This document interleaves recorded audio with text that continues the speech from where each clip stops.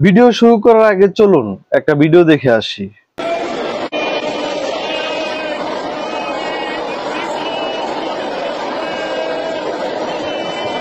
এই ভিডিওতে যাদেরকে দেখতে পাচ্ছেন যে তারা হাই হুল্লা করতেছে, মাথা নাড়াইতেছে, বিভিন্ন নামে ডাকতেছে, তারা কি আসলে পাগল? তারা কোন পাগলাগারদ থেকে ছুটে আসছে বা কোন দেশ থেকে আইসা এখানে পড়ছে? আপনারা অনেক ধরনের কথা বলতেছেন এই বিষয় নিয়ে। আসলে তা না, এগুলা কোনো পাগলাগারদের পাগলা না, এটা আমাদের পাগলা মানসিক হাসপাতালের পাগলারা না, এগুলা ইন্টারন্যাশনাল পাগলা। তারপরে আরেকটা কি নেতানিয়াহু পাগলা, পাগলা নেতানিয়াহু পাগলা, ইসরায়েলি পাগলা। এদেরকে ইসরায়েলি পাগলা কি কারণে বলা হয়? এরা হলো ইসরায়েলের সর্বোচ্চ ধর্মগুরু, যাদেরকে বলা হয় এরা হলো ইসরায়েলের সর্বোচ্চ ধর্মগুরু। যারা প্রার্থনা করতেছে, কি প্রার্থনা করতেছে? ধরেন বাঘের লেজে বাড়া দিছে, বাঘের গর্জন যেহেতু ভয়ঙ্কর হইব, তারা যতটুকু কল্পনা করছে তার চাইতে দ্বিগুণ গর্জন আসতেছে, এবং কি বাঘ আক্রমণ করতেছে তার চাইতে 3 গুণ।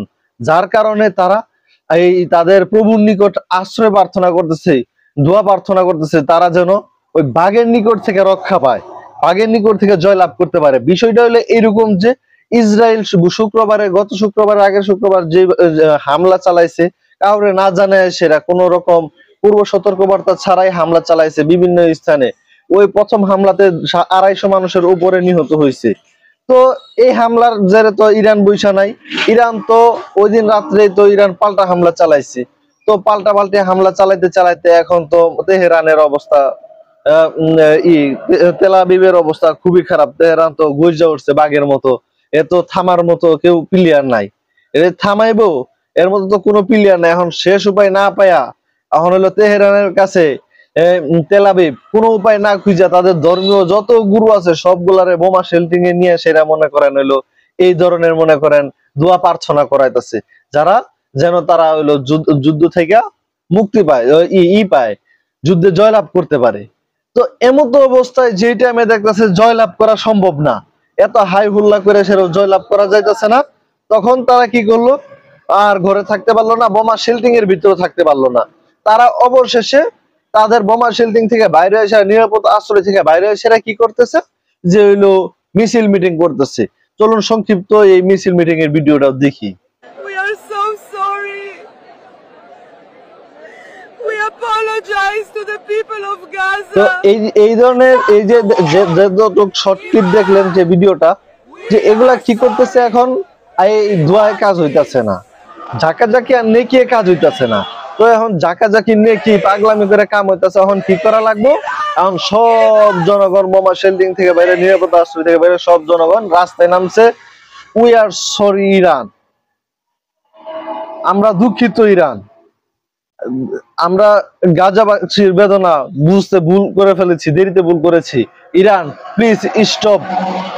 আর কি ইরানের যুদ্ধ বন্ধের দাবিতে সবগুলা ইসরায়েলের মাঠে ময়দানে নামছে। এমন দিকে মনে করেন হইলো এখন তো দোয়া কাজে না, কি করবো? এখন তো যুদ্ধ তো বন্ধ করা লাগবো। এখন তো দেশ তো হলো ছোট্ট একটা দেশ, বাংলাদেশের চেয়ে তো ছোট দেশ। এই দেশ কি ইরানের লোকের যুদ্ধে কুলাইতে পারবো? যত যাও কুলাইতে পারতেছে একটু, এটা হইলো একমাত্র হইলো যুক্তরাষ্ট্রের লিগা। যুক্তরাষ্ট্র যদি পাশে না থাকতো, একদিন লাগতো সর্বোচ্চ এই ইসরায়েলের ধ্বংস করে দিতে। এই যে ইরান যতগুলা বোমা ফালায়, অর্ধেক পথে জর্ডান নষ্ট করে ফালায়, তারপরে হইলো যুক্তরাষ্ট্রের নষ্ট করে ফালায়। এই যা 2-4টা পরে ঠিক একবারে লক্ষ্য বস্তুতে আঘাত আনে। এই কারণে এখন দেখতেছে আর কুলায় পারতেছে না। তখন মনে করেন সব জনগণের সেরা এই যে নাচানাচি পাগলামি হই হল্লা, প্রথমে করলো ধর্মগুরুরা কান্দাকাটি, ওই যে মাথা নাড়ানাড়ি, দোয়া প্রার্থনা, পাগলামি যত ধরনের করা লাগে কইরা দিচ্ছে। এখন কি করতেছে? এখন হইলো মনে করেন ওই দোয়ায় কাম হইতেছে না, জাকিয়ে নাকি কাম হইতেছে না, এই লিগে সব জনগণ এখন মাঠে নামছে। মাঠে নেমে সেরা মনে করেন এখন হইলো করতেছে, কান্দাকাটি করতেছে, ইরান স্টপ, যুদ্ধ বন্ধ করো, আমরা ভুল করেছি, আমরা দেরি হলেও বুঝতে পেরেছি গাজাবাসীর বেদনা। ইরান যুদ্ধ কান্দাকাটি রাজপথে নেমে একাকার হয়ে গেছে গা। তাই ভাগের লেজে পাড়া দিতে গেলে একবারও ভাবে নাই, যেহেতু এখন ওইটার পরিণতি অবশ্যই বুক করতেছে, আর বুক করা লাগবো। আমরা সবসময় ইরানকে সাপোর্ট করতেছি, ইরান যেন ইসরায়েলের নিশ্চিহ্ন করে দেয়। ধন্যবাদ।